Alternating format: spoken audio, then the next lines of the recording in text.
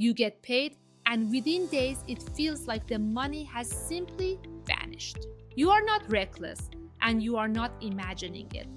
There is a clear, traceable reason your paycheck disappears, and once you can see the full path the money takes, you can finally get ahead of it instead of always feeling behind. So let us follow a single paycheck from the very start to the very end, step by step. It begins with a number that is, in a sense, already a lie. Your salary, because you never actually receive your salary. Not the number on your offer letter, not the number you tell people when they ask what you make.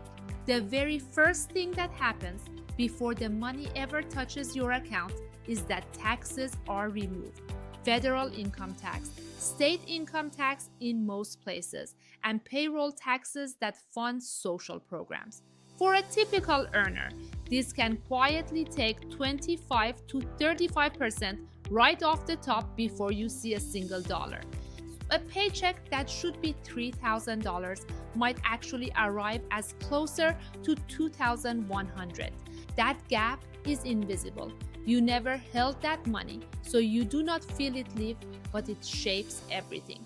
Then come the automatic deductions, the ones you set up once and then forgot about.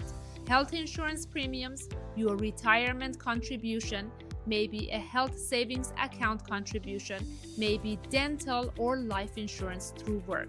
Now, many of these are genuinely good things, especially the retirement contribution, which is paying your future self. But they still shrink the deposit further, so that $2,100 might become more like $1,800 actually landing in your checking account. This is the first and most important reason paychecks feel so small. People plan their entire lifestyle around the big salary number, the gross number, but they actually live on the much smaller take-home number.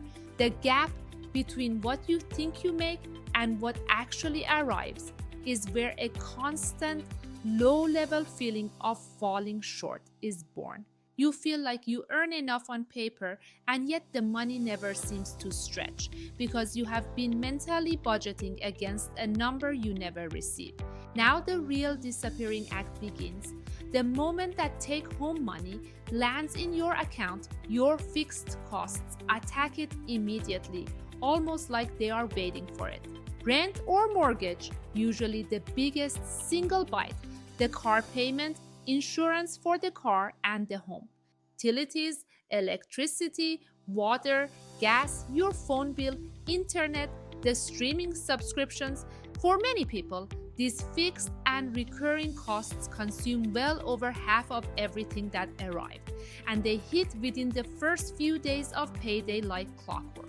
So within 72 hours of getting paid, the majority of your paycheck is already spoken for, already committed, before you have made a single free or fun choice with any of it. What is left after all of that, the small remainder, is where your entire day-to-day life has to happen. Groceries, gas in the tank, eating out, a coffee, shopping, a birthday gift, and every unexpected thing, the flat tire, the doctor copay, the broken phone screen. And here is why it feels like the money vanished. That remainder is so much smaller than the big salary number you have in your head, that when it drains, and it drains fast, your brain compares it to the salary and concludes that the money simply disappeared into thin air. But it did not disappear. It flowed in a completely predictable order through taxes, then deductions, then fixed costs, and only what survived all three made it to you. Let us make this concrete with a real walkthrough. Imagine a person who earns $72,000 a year. That sounds comfortable. Divided by 12, that is $6,000 a month gross. It feels like a lot. But taxes and payroll deductions take roughly 28%, so about $1,680 never arrives. Now we are at $4,320. then health insurance and a retirement contribution take, say, another $600. Now we are at $3,720 actually landing. Then the fixed costs hit. Rent at $1,600, car payment and insurance at $600, utilities and phone and internet at $400, subscriptions at $80. That is $2,680 in fixed costs. Subtract that, and this person earning $72,000 a year has about $1,040 left for all of their groceries, gas, fun, and emergencies for the entire month.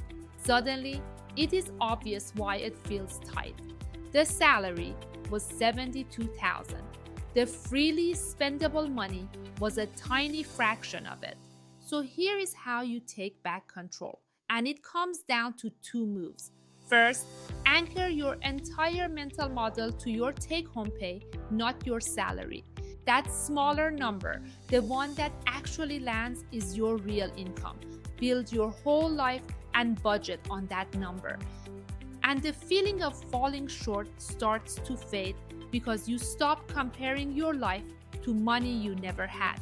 Second, and this is the move that changes everything, pay yourself first.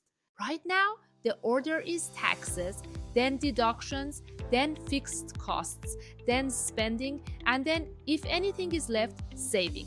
Saving is dead last, which is exactly why it never happens. Flip it. The instant your paycheck lands, automatically send a set amount into savings and investments before your fixed costs and your spending get their turn. Treat your future like the single most important bill you owe, because it is. Even 5 or 10% automated off the top before you can touch it quietly builds wealth while everything else fights over what remains. If you wait to save whatever is left at the end of the month, the answer will almost always be nothing, because spending expands to fill whatever is available. That is not a character flaw. That is just how it works for nearly everyone, which is why the only reliable fix is to take your share first, automatically, before the disappearing act begins. The money is not vanishing into a mystery. It is moving through a sequence you can now see clearly. And once you can see the sequence, you can put yourself near the front of the line instead of standing at the very back hoping for leftovers. That's the real math. No hype. Subscribe to No Hype Money for more.